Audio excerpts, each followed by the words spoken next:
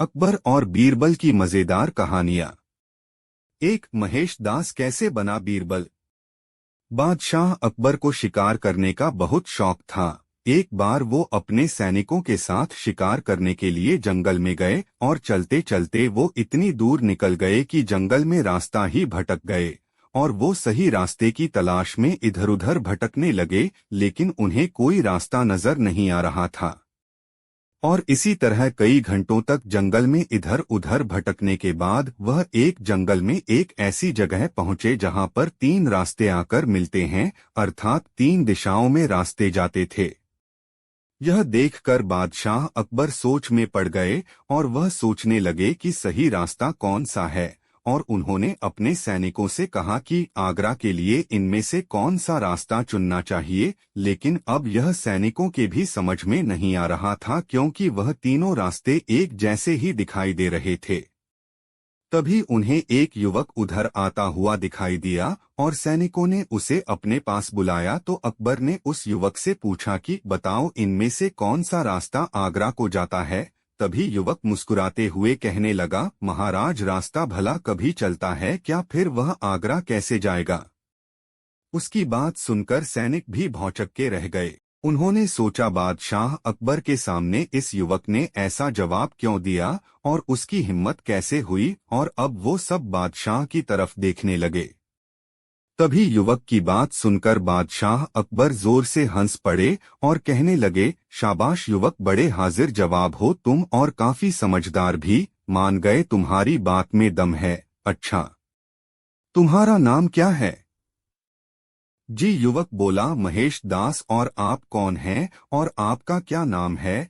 तो अकबर ने कहा, मैं अकबर हूँ, हिंदुस्तान का बादशाह। मैं तुम्हारी बुद्धिमानी से बहुत प्रसन्न हूँ और मुझे अपने दरबार में तुम्हारे जैसे बुद्धिमान इंसान चाहिए। आठ ये लो मेरी अंगूठी, इसे लेकर तुम मेरे दरबार में आना ताकि वहाँ मैं तुम्हें पहचान सकूँ। इसके बाद अकबर ने युवक से कहा कि अब आगरा जाने का सही रास्ता बताओ। तो युवक ने तुरंत सही रास्ता बताया और बादशाह अकबर का अभिवादन करके अपने घर की ओर चल पड़ा। और घर आने के बाद अब वो बादशाह से मिलने की तैयारी करने लगा। कुछ दिनों बाद महेश दास अकबर से मिलने के लिए आगरा जा पहुंचा। जब वो राजमहल में पहुंचा तो वहां के द्वारपाल ने उसके मैले कुचेले वस्त्र और दीनहीन हालत देखकर उसे द्वार पर ही रोक लिया और अंदर प्रवेश नहीं करने दिया। इस पर जब महेश दास ने अपनी पूरी बात द्वारपाल को बताई तो उन्होंने समझा कि वो युवक राजा से इनाम लेने के लिए आया है। तो द्वारपाल ने कहा कि वो उसे एक ही शर्त पर अंदर जाने दे सकता है, यदि वो राजा से मिले इनाम में से आधा हिस्सा उसे दे तो। इस पर महेश दास ने द्वारपाल की बात मानकर चुपचाप अंदर प्रवेश कर लिया और जब राजा के सामने पहुंचा तो अभिवादन करके अपना परिचय दिया और साथ ही उसने जंगल में राजा से हुई मुलाकात का भी जिक्र किया। युवक की ये बात सुनकर अकबर को उस दिन की याद ताजा हो आई। बादशाह अकबर उस युवक पर एक बार फिर प्रसन्न होकर कहने लगे, युवक, मैं तुम्हारी उस मुलाकात से काफी प्रसन्न हूँ। आठ मैं तुम्हें इनाम देना चाहता हूँ, अब बताओ तुम्हें क्या चाहिए इनाम में। तो युवक ने कहा, महाराज, मुझे इनाम में 50 कोड़े चाहिए। यह सुनकर राजा के साथ सभा में मौजूद सभी सदस्य हतप्रभ रह गए कि इसने ये क्या मांग लिया। तभी दरबारियों में से किसी एक ने कहा, अरे युवक, ये तुमने क्या मांग लिया इनाम में। अरे तुम हिंदुस्तान के बादशाह अकबर के दरबार में आए हो, यहाँ तुम्हारी हर मांग पूरी होगी, तुम हीरे जवाहरात कुछ भी मांग सकते हो। तभी अकबर ने कहा, ये तुमने क्या अजीबोगरीब इनाम मांगा है, जरा बताओगे इसके पीछे की असली वजह क्या है। तो युवक ने द्वारपाल की वो सारी बात बादशाह को बता दी। इस पर अकबर बेहद गुस्सा होकर बोले, उस द्वारपाल को तुरंत हाजिर किया जाए यहाँ। इसके बाद बादशाह ने उस द्वारपाल को 50 की बजाय 100 कोड़े मारने का आदेश दिया।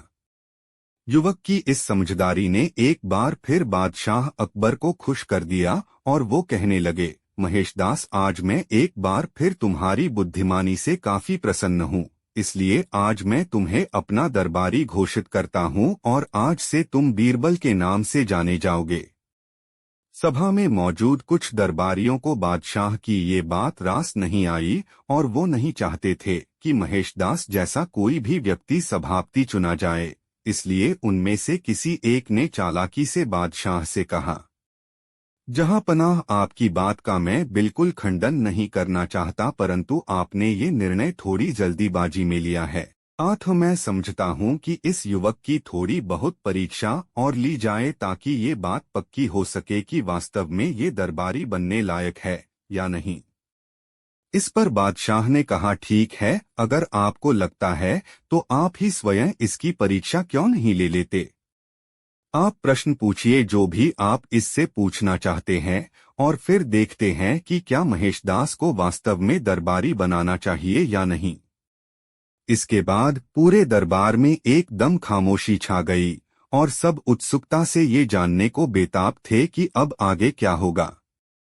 अब वो दरबारी कुछ देर ऐसे ही खड़ा रहा और कुछ देर सोचने के बाद उसने युवक से पूछा, बताओ इस वक्त मैं क्या सोच रहा हूँ अपने मन में। पूरी सभा में एक बार फिर वही खामोशी। तभी कुछ देर सोचने के बाद युवक ने कहा, मेरे ख्याल से आप ये सोच रहे हैं कि हमारे बादशाह जैसा इस दुनिया में कोई दूसरा नहीं है, इसलिए मेरे खुदा आप हमारे बादशाह हुजूर को सही सलामत रखे और उन्हें लंबी उम्र दे। अब यह देखकर अकबर मंद मंद मुस्कुराने लगे और उत्सुकता से उस दरबारी से पूछा कि क्या आप सच में ऐसा ही सोच रहे थे। अब उस दरबारी के पास हाँ बोलने के अलावा कोई और रास्ता नहीं था, क्योंकि ना बोलकर वो बादशाह के गुस्से का शिकार नहीं होना चाहता था। इसलिए अब उसने सबके सामने ये कबूल कर लिया कि वो युवक महेशदास बिल्कुल सही कह रहा है और सच में मैं यही सोच रहा था। युवक की इस चतुराई ने एक बार फिर राजा को प्रसन्नता हुई और अब उन्होंने एक बार फिर सबके सामने महेशदास को नया सभापति घोषित कर दिया और अब वो युवक बीरबल बनकर बादशाह अकबर की सेवा में लग गया। अकबर बीरबल की कहानी पार्ट 20221 स्वर्ण मुद्रा। एक समय की बात है, बादशाह अकबर अपने दरबार में बैठे हुए थे और वो किसी बात को लेकर गहन चिंता में खोए हुए थे और उसका उन्हें कोई हल नहीं मिल रहा था। उसी समय उन्होंने बीरबल से पूछा कि बीरबल, अगर तुम्हें न्याय और स्वर्ण मुद्रा में से किसी एक का चयन करने को कहा जाए तो तुम किसको चुनोगे। बादशाह अकबर की यह बात सुनकर बीरबल ने तुरंत जवाब दिया कि महाराज, मैं इनमें से स्वर्ण मुद्रा का ही चयन करूंगा।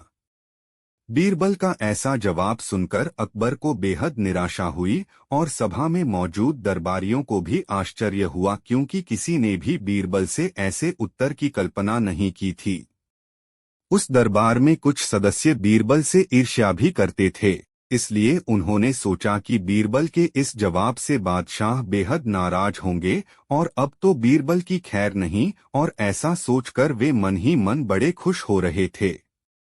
अब सभी को बादशाह के जवाब का इंतजार था कि अब आगे क्या होगा। इस प्रकार पूरे दरबार में एकदम सन्नाटा छा गया और सब लोग बादशाह की और उत्सुकता से देखने लगे। उधर बादशाह बीरबल के इस जवाब से सोच में पड़ गया और कहा कि बीरबल, तुम्हारे इस जवाब से मुझे काफी निराशा हुई है। तुमने न्याय की बजाय स्वर्ण मुद्रा का चयन किया है और इस बात से मैं अपने आप को शर्मसार महसूस कर रहा हूँ।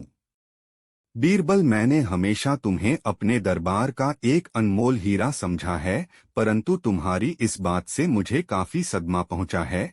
मुझे तुमसे इस जवाब की बिल्कुल भी आशा नहीं थी।